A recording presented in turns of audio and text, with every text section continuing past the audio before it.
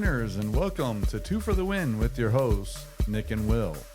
Have you ever wondered, how in the world did I get myself in this situation? You get promoted and you're suffering a little bit from imposter syndrome. So you're getting more pay, more responsibility, and you're like, ooh, did I do the right thing?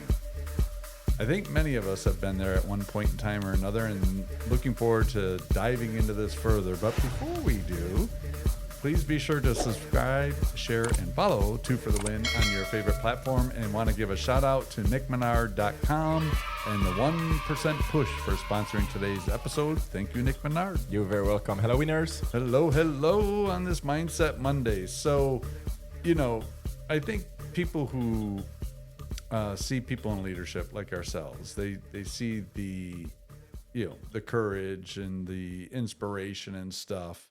They don't always get to see necessarily behind the curtain. And I think imposter syndrome, for some people, I think it is a major debilitator in limiting their career growth, because it just gets so caught up in self-doubt.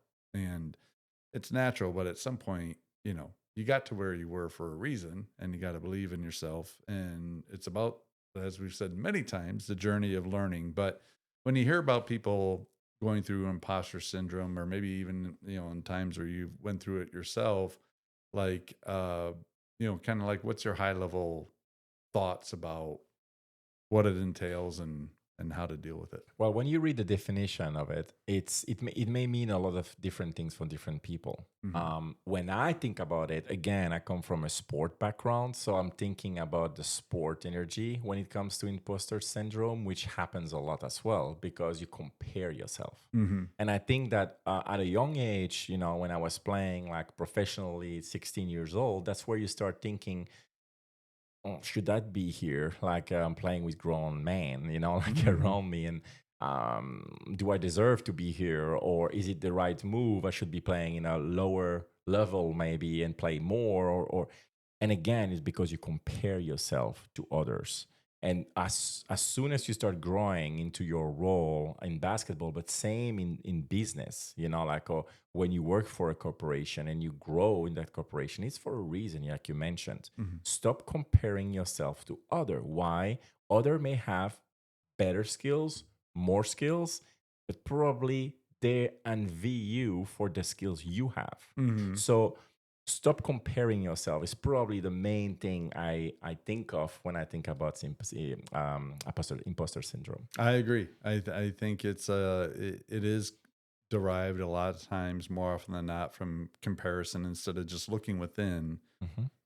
How do you get 1% better? And doing things like that. But all right, we're gonna dive into it. But before we do, we have quotes and quips. All right. The first quote we have is from author Adam Grant. And Adam says, imposter syndrome isn't a sign you're wrong. It's a sign you're growing. Exactly. So we talked about it multi times, in our podcast, Mindset Monday episodes, because you never fail if you learn from it. And it's the same here, like if you feel a certain way, like, oh my God, am I good enough? Just sit back, reflect about all the steps you did to get where you are today. And then you will realize I grew so much from the time I started, whatever you're doing, to where you are today. So look at the progress you made, feel better about yourself, and move on to whatever is next. So continue to improve the skill you already have, like you mentioned a lot. It's more about improving what you're already great at instead of trying to fit in a bunch of new thing that you will be average everywhere. Yeah, totally agree. And I, again, I think when I hear that quote, one of the things that I think of is, and I know I've talked about this on the podcast in the past, it's on groundless fears, Seneca's Law 13. Like, we imagine more bad things than what actually happens in reality. And I think that imposter syndrome can come from that. Now, the next one is a quip, and this is unknown, so it's not sourced. The only difference between you and someone confident is they haven't let their anxiety unionize. I love those quips. I love those quits. Fear is the reason why majority of things are not going your way. And like Will just mentioned, like most of your fears are never gonna happen. Mm. So stop thinking about all the worst. And I'm part of it. We are human. So Mhm. we always think, oh my God, if it's that, ugh. Well, stop thinking about what could happen and just look at what's actually happening. And 90+% of the thing you have fear of will never even happen. Yeah. So this is really, really true. Like at the end of the day, if you look at the bad will happen. Yeah. Look at what's good, and then that's gonna probably happen. So that's one way to see it. So I totally agree with the quip again. Yeah. And there's a very famous quote in World War II: the only thing we have to fear is fear itself. And Mm. so true. So to Nick's point, I mean, we're all human. We all go through that. I remember having imposter syndrome sometimes for sports. And I think in business as well. And I think usually where the imposter syndrome has come is when I either had a very large expansion of my span of control or it was a very different role that I had done before. Um, so I remember I actually had a bit of imposter syndrome when I first joined the company I'm at now because my background was always in sales and field sales in particular, which gives you a lot of Yeah. freedom and liberty, and it's very lucrative, and you can manage your time really well in those positions as long as you're meeting or exceeding your quota. And I remember, oh, how am I going to be in an 8 to 5 in an office at a desk all day? I had visions of being in school where I was watching the clock and just waiting for the second hand to go around and all that stuff. And fortunately for the organization, never a dull moment. I actually never experienced it. But when I first started, I didn't know anything. Like I was supporting a type of client that I had no knowledge about what they were doing whatsoever. And I remember like 3 weeks in being like, what in the world did I sign up for? Mm. But the cool thing was everyone was like, it's normal to feel that way here. And eventually it'll slow down. You'll get your grips about it. And they were right, thankfully. And thankfully I listened to them. But I remember at first I'm like, ooh, and even the questions, like even though it was a service role, some of the quality of questions of the people I was shadowing, I was like, it made me wonder, how did I sell so effectively? Because they were way better questions than I used to ask as a seller. You know? Yeah, absolutely. And it's also a lot about personality, Yeah. like the way you can sell yourself. But yeah, no, I agree. Like I think that, yeah, like I said, reflect first, and then you will be able to get a lot more out of it. And fear is natural. As Mm. long as you are okay to feel the fear, you will be a lot better with it. Just smile and then put down. I mean, I believe in writing down anything positive, but also the fear. What are you afraid of? Mhm. Write that down, and then you will realize by writing them down, okay, why am I fearing this? Mm. There is no reason right now to fear this. And try to turn the fear into something positive that you can actually impact. If you fear about X, do Y that will help diminish the fear that you have. It Mhm. can be self-learning. It can be shadowing someone who is in the same position or that is very good in what you fear about. Mhm. To try to help yourself, like find a mentor who can help you navigate those fear. Read a book. Listen to a podcast, to For the Win podcast, Yeah, yeah. or Audible. Do something that will help navigate your fear and smile, because at Mhm. the end of the day, majority of things are not going to happen. So Mhm. that's definitely something I would recommend. Yeah, I love that. And I think, a lot of people, they talk about exercise, they talk about eating better. You gotta treat your mind like you do your body. Like Mm-hmm. if you don't feed your Love that. mind with positive information or growth information or inspirational information, there's a lot of negativity in the world. It is easy to get caught up in that. Much harder to kind of slam the door shut on it. And the best way that I've found, there's two ways. One is feeding my mind with positive information, Mm-hmm. and the other one is listening to music. Music is my savant. Like it makes me get into a happy place I when I'm love listening that. to music. And again, all winners, listener here who are, right now thinking about what am I doing? Like feel free to reach out. Feel free to reach out, and we'll be more than happy to suggest you some ideal books or things like that. So we can always be helping, and we also welcome any additional information that you have. Hmm. Like, what are you doing that we're not talking about that we may share with the audience and make a shootout for you? Yeah. So, I mean, we want this our podcast to be a lot more interactive moving forward. So Hmm. please feel free to do so. The question I have for you, because I look up to you a lot in definitely in leadership, and in other of the things. So, It's all good. Well, not in height because you tower over me.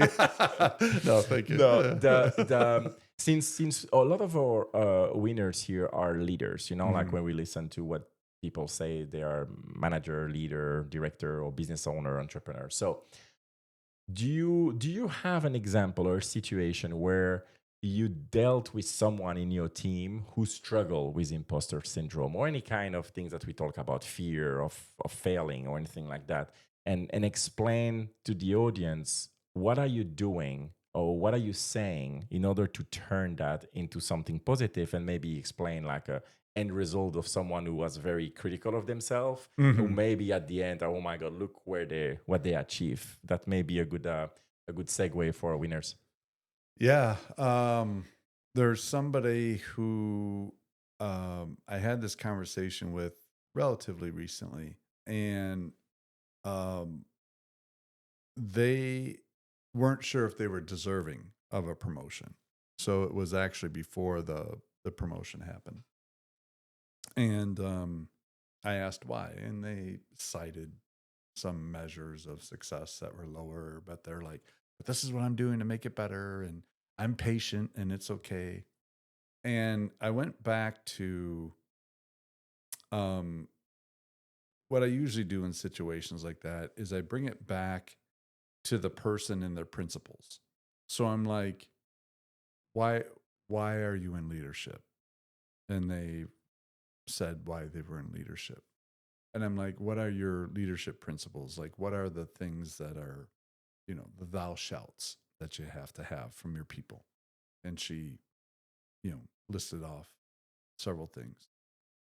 And I'm like, what is our vision? And thankfully, she recited the vision. So I like to keep them short and sweet.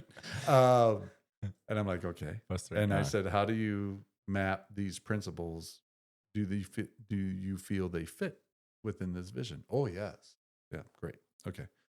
How would you describe my leadership? And I said, it's safe. Like, Hmm. I got broad shoulders. Hmm. Whatever. And she's like, oh, well, you do this and do this and this. Okay. And you just mentioned you do this and this and this. So do you think those are aligned? Yes. Okay. So do you think that I make all my decisions based on metrics? Oh, no. Okay. So then tell me why you're not ready to be promoted. And she's like, well, when you put it that way, I'm like, and I've been saying this a lot lately. There's been some sayings I've really been utilizing a lot. One with my leadership team, and we just had a broader leadership team meeting.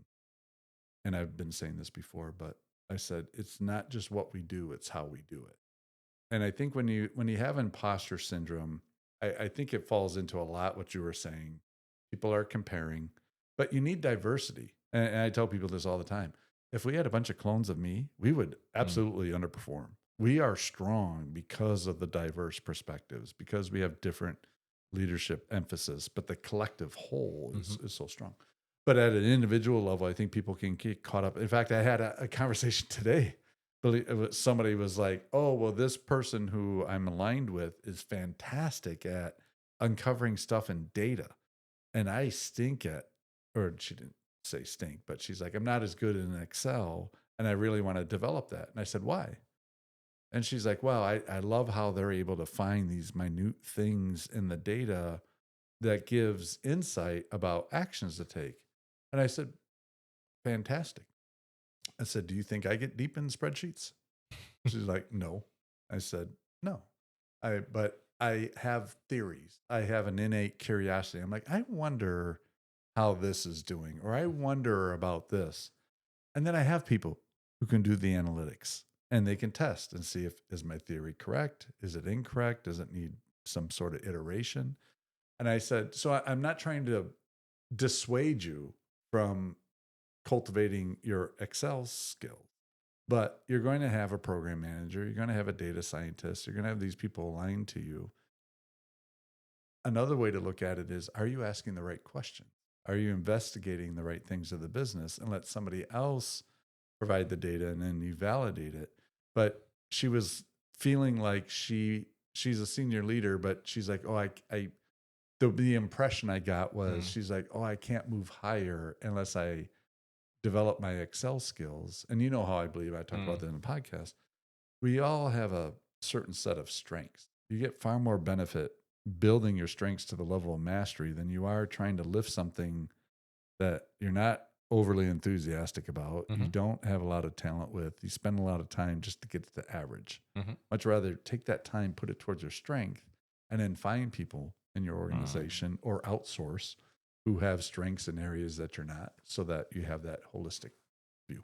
Love the example. It's really a good example. Me, I was going to say something about, in my time in sport, because I have a lot of examples very similar as what you just shared. So I want to go a different direction. It was when I was a team manager of the national team of Belgium under 16 years old. So it was dealing with younger, like teenagers. So always 15 years old to 16 years old. And we were playing in the European Championship in Portugal back in I forgot, it was 2010, 2011.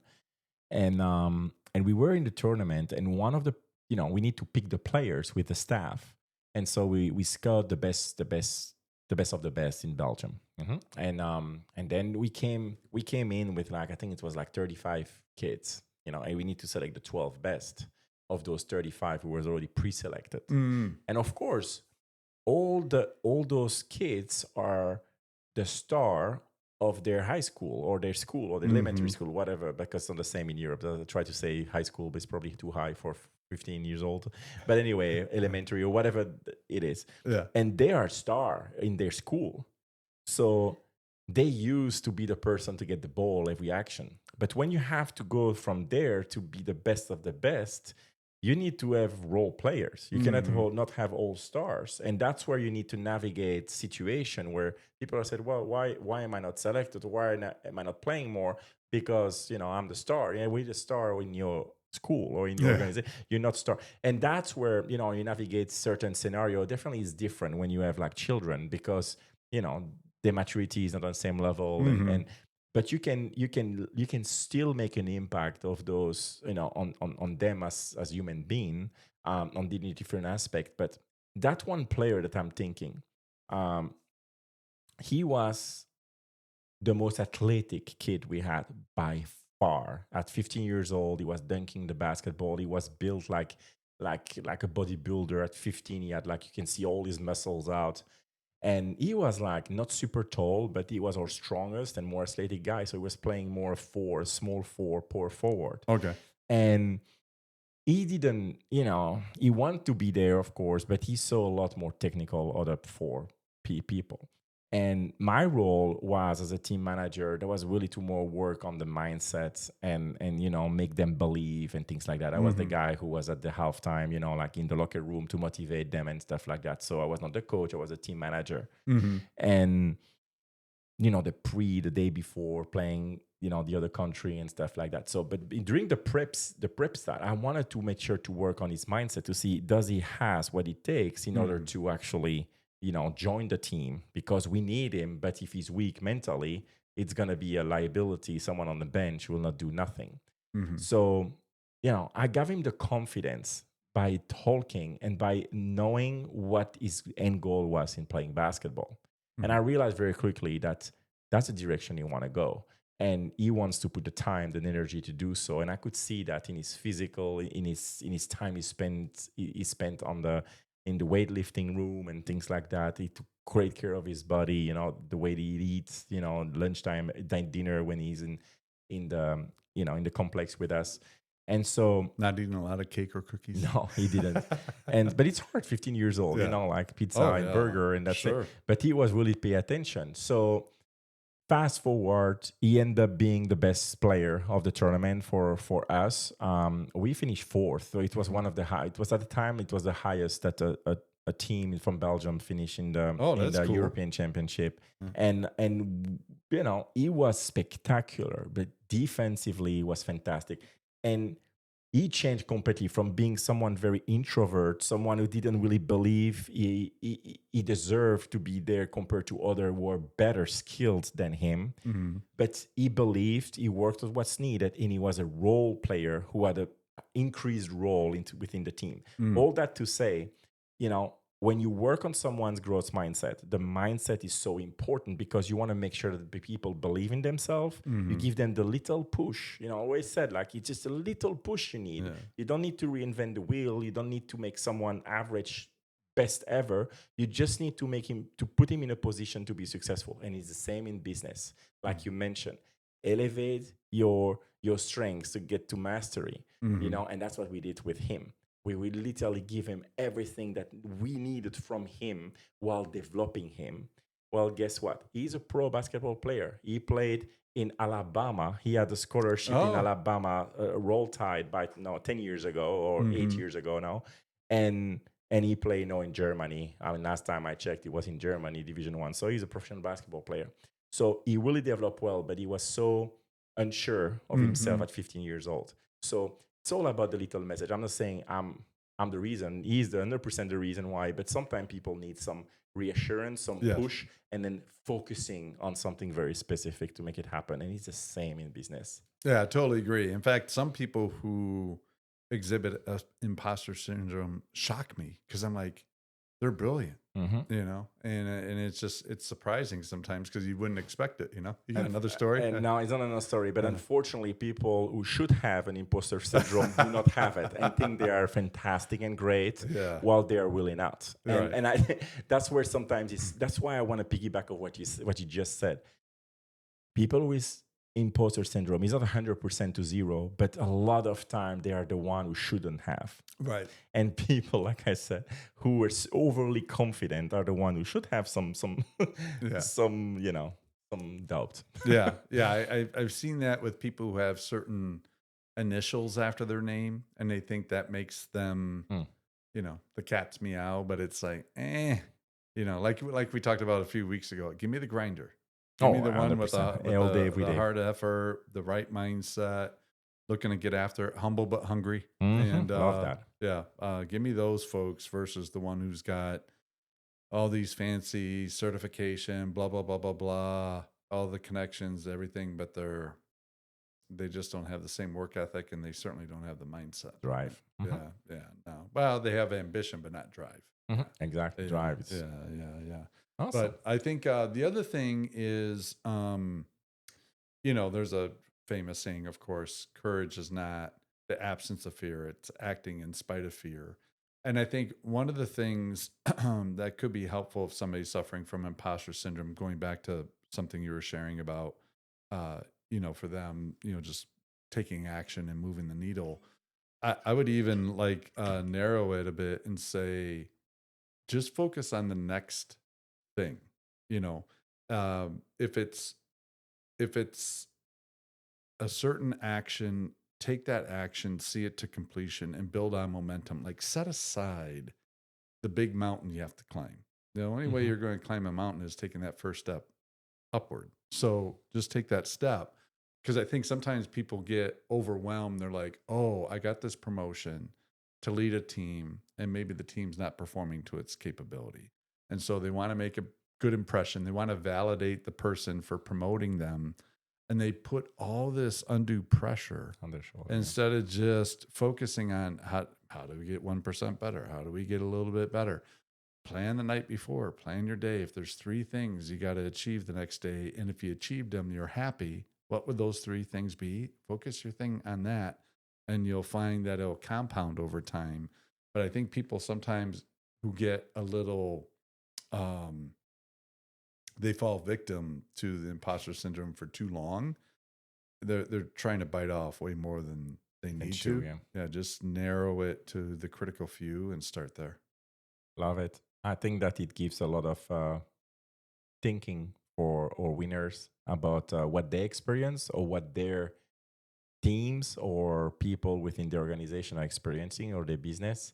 And hopefully it's going to help a little bit, how to navigate this to get the best of your people. Because someone who fears something or with imposter syndrome are usually the one to spend time with, because when their fear are gone, they will do amazing for you. Yeah, totally agree. And I think they can make such an exponential impact, and they just need that little confidence boost, that little reassurance, and take action. Like nothing is a better salve for anxiety than action, because anxiety is really, I read this in a psychological study I came across on my feed, but they were saying anxiety is when people are dwelling too much about the future.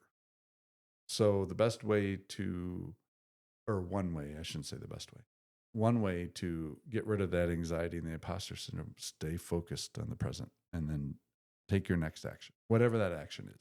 But Love it. anyway, that, any other last closing thoughts you No, gotta share I with the think that it winners? was a great ending there. Perfect. All right. So there you have it, winners. If you're suffering from a little imposter syndrome, I'll tell you what, just play any Les Brown video. Remember Les Brown? It's not over until I win. That'll get you going. Or Zig Ziglar. He's another one. It's hard to be nervous or anxious when you listen to those folks, in my opinion. But anyway, that'll wrap us up for today's Monday Mindset. Please be sure to subscribe, share, and follow Two for the Win on your favorite platform. Shout out to nickmenard.com and the 1% Push, as well as his Amazon best-selling book, Mindset is My Degree. Check it out if you haven't. You'll see the links down below. And with that, we will see you next Monday, winners. Be well. Bye, winners.